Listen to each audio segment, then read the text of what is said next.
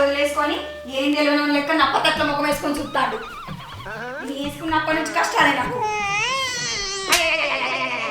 బంగారం లాంటి నౌకర్ అంటేనే నా జీతంతోనే కాదే బంగారం కొన్నావు. అబ్బో నీ జీతం పైసలు లంగాలు కొనుక్కోవడానికి కూడా చాలేదు తెలుసా, లంగాలు కొనుక్కోవడానికి కూడా చాలేదు తెలుసా. చాలే అంటేనే నా తాట ఇస్తావు. ఒక్కడో తరగతి కాదు నీ కళ్ళని పిట్ట పెట్టినట్టు చూస్తావు నన్ను. అట్లున్నా కాబట్టి మన సంసారం చక్కగా ఉన్నది, లేకపోతే ఎప్పుడో సంక నాకేది. నేనేమన్నా కలగనా నానే సంసారం పురుగులు పోతుందని. నేను కూడా నిన్ను కాటికి పంపిస్తా అని కలగనన్నా ఏమన్నా? ఏంటే నన్ను నన్ను చంపుతావా? ఆల్రెడీ నీ సమాధికి ప్లాన్ తీసి బిల్డర్ కు అడ్వాన్స్ కూడా ఇచ్చిన. నా సమాధి కట్టాలంటే 6 అడుగుల భూమి కావాలి, కనీసం మనం గుంట భూమి కూడా లేదా? నువ్వున్న 3 ఫీట్లకు 6 అడుగుల భూమి ఎందుకు దండగా? ఏ చెట్టు కిందనో పుట్ట కిందనో సమాధి చేస్తే అయిపోయి. ఎంత బద్దగించినవే కట్టుకున్న మొగన్ని కాటికి పంపాలని చూస్తావా? కళ్ళకు కాటిక పెట్టుకోవడం, కట్టుకున్నోన్ని కాటికి పంపడం మా వంశానికి కొత్తే కాదు. అది నిన్ను చూస్తానే తెలుస్తుంది.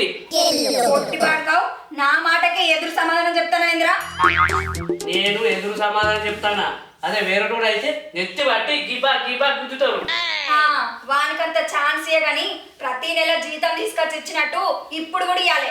లేదనుకో నిన్ను చంపి నీకు ఇష్టమైన కూడుతోటి ఊరందరికి భోజనాలు పెడతా. ఏమనుకుంటావు? ఇది అన్నంత పని చేస్తుంది. ముందు పైసలు సంపాదించే మార్గం చూసుకోవాలి.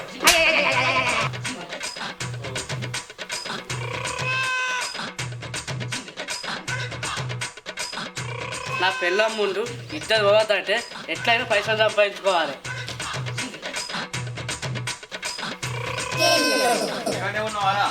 ఇంటికన్నే కాదు ఈ ఆట నుంచి రోజు ఇంట్లోనే ఉంటాడు.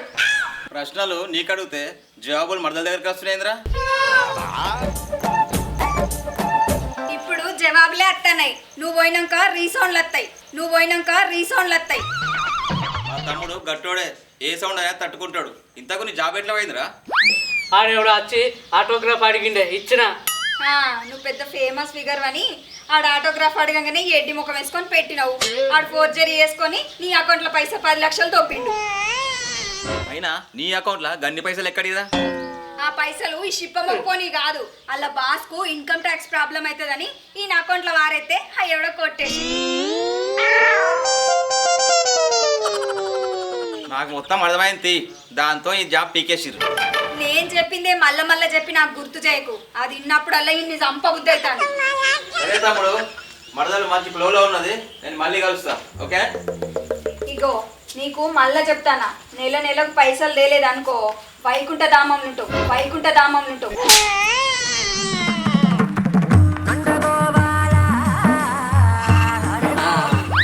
ఐడియా ఏమే ఉన్నావానే? ఉన్నా, ఇంకా ఓలే. అదే కదా నా ప్రాబ్లం. సరే కానీ ఇంట్లో ఏమన్నా బోగరి నగాలు ఇట్లున్నాయా? ఎందుకు అవి మెడలేసుకొని గంగెద్దు లెక్క ఊరంతా తిరుగుతావా? అవన్నీ నీకు ఎందుకే? బంగారం కావన్నా అద్దా? ఏంది ఏమన్నా మాయల మంత్రాలు నేర్చుకున్నావా ఏంది? ఓ పిచ్చిదానా, మాయ లేవు మంత్రాలు లేవు. నీకు బంగారం కావన్నా అద్దా? బంగారం చేపిస్తా ఉంటే రేపో. బోగరాటితోటి బంగారం అవుతుంది అంటే నేను ఎందుకు వదులుకుంటా? నా పిల్లల దగ్గర ఇద్దరు మొత్తం పోడగొట్టుకున్నా. అది ఇప్పుడు మళ్ళీ తిరగచ్చు చూడు.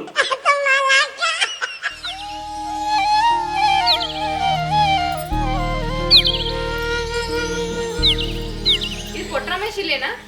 నామగుడే. అంటే పెళ్లి కూడా అయిందా? కాకపోతే నువ్వు చేసుకుంటావా? ఛీ, బుడుబుంగ మొక్కపోని ఎవడు పెళ్లి చేసుకుంటాడు? వెనక ముందు ఏం లేనిదైతేనే పెళ్లి చేసుకుంటది. మరి ఆ బుడబుంగ మొక్క పొంతోటి ఏం పని పడ్డదని ఇంటి దాకా వచ్చినావు? ఆటోగ్రాఫ్ కోసమా? ఆటో ఉన్నోడు నా వెనకాల పడితేనే పట్టించుకోలేదు, గాన్ ఆటోగ్రాఫ్ నాకెందుకు? మరి ఆంతోని నీకేం పని? అది నాకు ఆయనకే ఎరక. పిలు.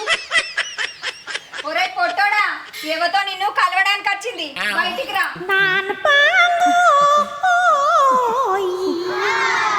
నీ పెళ్ళమేమో బాగా ఎగురుతుంది.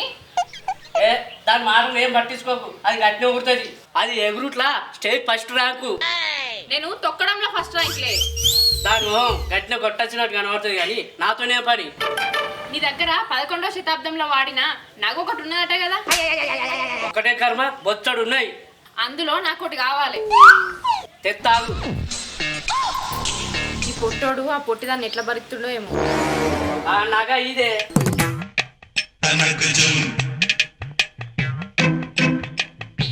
11వ శతాబ్దంలో రాణి రుద్రమదేవి ఈ నగ వేసుకొని శత్రువును సంహరించింది.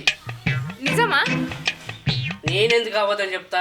రుద్రమదేవి సినిమా చేసేటప్పుడు గుణశేఖరు ఈ నగ 2 లక్షలకు అడిగిండు, కానీ నేను ఇయ్యలే. మరి ఇదంతా బంగారమేనా? Pure gold. మరి ఎంతకిస్తావు? గుణశేఖర్కు 2 లక్షలని చెప్పిన, కానీ నీ ముఖం చూస్తేనే లక్షకి ఇయ్యబుద్ధి అవుతాను. తరుగు ఓను 2 తులాలు ఉంటుందో ఉండదో, దీనికి లక్షనా? అయితే ఇచ్చేయి, మ్యూజియంలకు అమ్మితే 3 లక్షలని ఇస్తారు. ఆగాగు, రుద్రమదేవి అంటున్నావు. సరే, లక్ష పెట్టచ్చులే. ఇగో దీనికోసం చాలా మంది ఫోన్లు చేస్తారు, ఎవరికి ఇయ్యకు. సరే ఇయ్యంతి. పొట్టోనికి తలకాయలా మెదడలేదు అనుకుంటా. లక్షలు విలువ చేసే నగను 1 లక్షకే అమ్మిండు. మంచిగా నేనే మ్యూజియం వాళ్ళకి ఫోన్ చేసి 3 లక్షలకు అమ్ముకుంటా. ఎందుకు వచ్చింది అది? లక్ష ఇవ్వడానికి అప్ప కాదు, ఈ బోగర్ శైలి లక్ష పెట్టి కొనడానికి వచ్చింది. ఏంది? నా బోగసాయిని లక్ష పెట్టుకోవడానికి వచ్చిందా? అదేం పిచ్చిది? ఎక్కువ రేపు నిన్ను కూడా కోటికి అమ్ముతా. ఇగో నలుగు లోపలికి.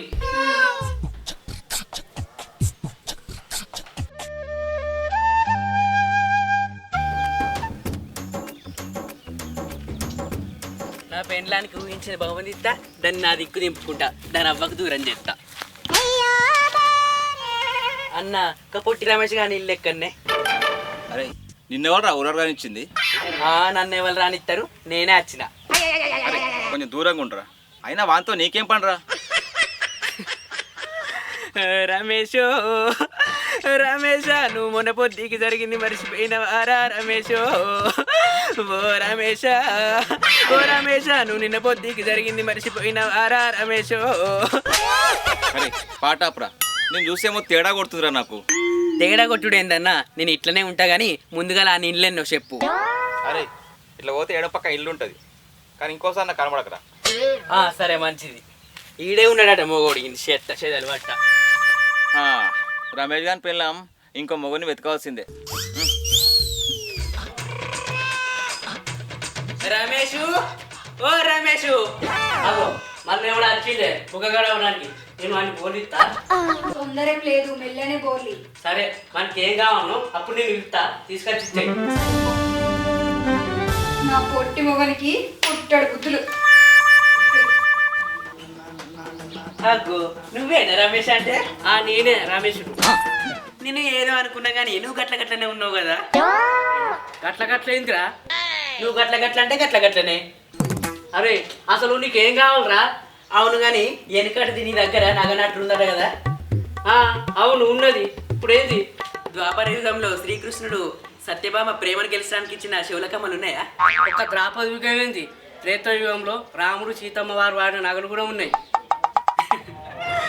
రమేష్ రమేష, నువ్వు ఇంత గట్టి ఉన్నవారా రమేష? ఓ రోజు కన్నోడా రమేష, నువ్వు ఎంత తెల్లగున్నావురా రమేష్? ఓ రమేష రమేష్. ఏ ఆపురా, ఈ పాఠశాల ఉందా? ఏమే నా సత్యభామ వాడిన కమ్మలు ఉంటాయి, పట్టుకరా.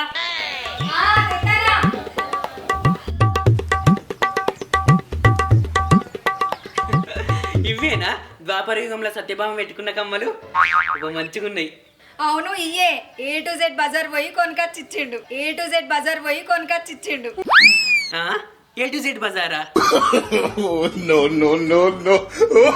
ఏ టు జెడ్ బజార్లా ఇట్లాంటి డూప్లికేట్ అమ్ముతారా అని చెప్తాంది. అవునవును అదే చెప్పిన. నాకు డూప్లికేట్ వద్దు, ఒరిజినలే కావాలి.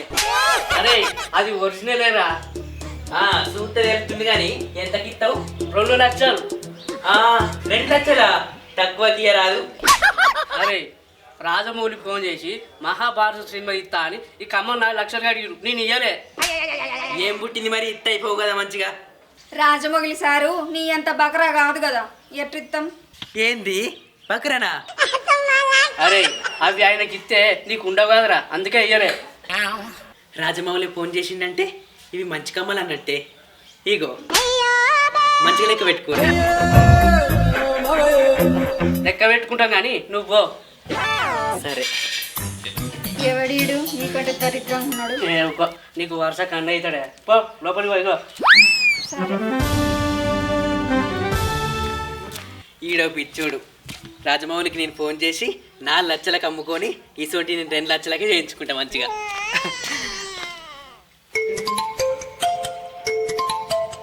హలో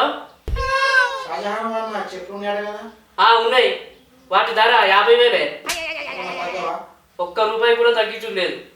అతడు చెప్పు, లండన్ మ్యూజియంలో పంపిస్తా. సరే నీ అడ్రస్ డబ్బులు పంపి కొరియర్లో పంపిస్తా. సరే.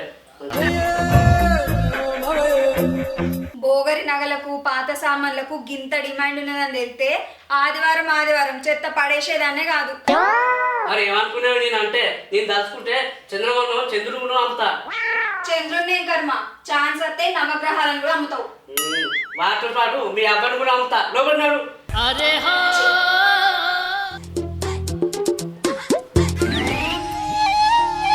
కొట్టోడు రాణి రుద్రమదేవి వేసుకున్న నగ అని చెప్పి ఈ నకిలీ రంగ నా చేతిలో పెట్టి 1,00,000 దొబ్బిండు.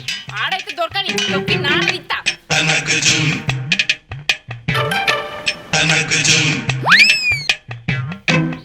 ఇదేంది తాళం వేసింది అంటే ఈ పొట్టోడు ముంచిండు, నా కొంప కొల్లేరి వేసిండు.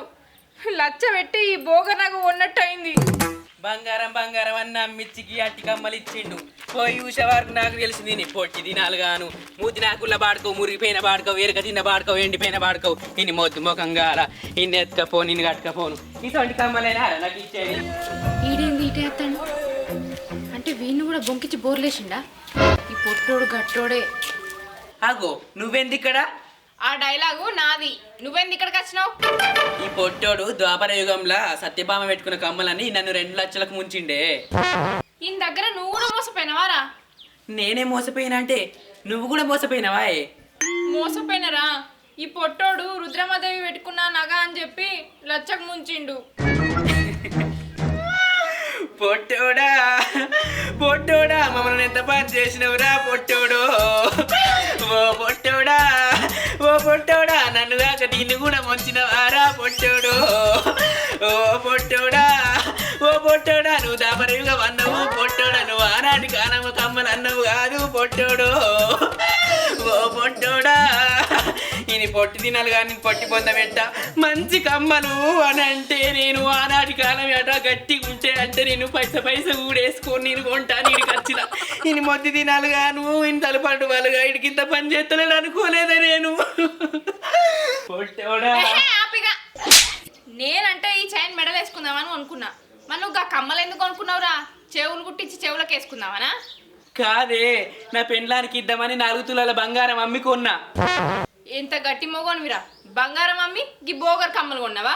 ఆహా, నీ అసంటి మొగోన్ని నేను ఈ లోకంలోనే చూడలేదురా. కొన్నాక తెలిసిందే ఇవి బోగర్ కమ్మలని. అయ్యో దేవుడా. ఎవరా మీరు మా ఇంటి ముందుకు వచ్చారు? ఈ ఇల్లు మీదా? ఈ ఇంట్లో ఉన్న వాళ్ళు వేరు? ఈ ఇల్లు నాకు ₹1,00,000 కమ్మి పట్నంలో జాబ్ కొనుక్కున్న వైరాళ్ళు. ₹1,00,000? ఈ ఇంట్లో ఏమున్నదని ₹1,00,000 పెట్టి కొన్నావు? ఈ ఇల్లు కింద లంక బిందెలు ఉన్నాయి, అందుకే కొన్నా. ఆహా, నువ్వు మాకంటే తెలివిగలవి. నువ్వు ఇల్లు కూల్చి లంక బిందెలు తవ్వుకో, మేము పోతాం.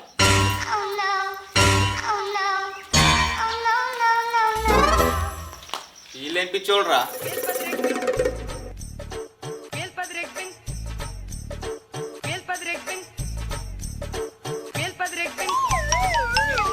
అరే జేసీబీ ఎక్కడనోరా? Hi friends, welcome to Polamgattu creations. చూసిరా మా వీడియో కనుక మీకు నచ్చినట్టయితే లైక్ చేయండి, షేర్ చేయండి, కామెంట్ చేయండి. మరిన్ని వీడియోస్ కోసం మా ఛానల్ ని సబ్స్క్రైబ్ చేయండి. పక్క పంటున్న గంటని మాత్రం మర్చిపోకుండా కొట్టుండ్రి.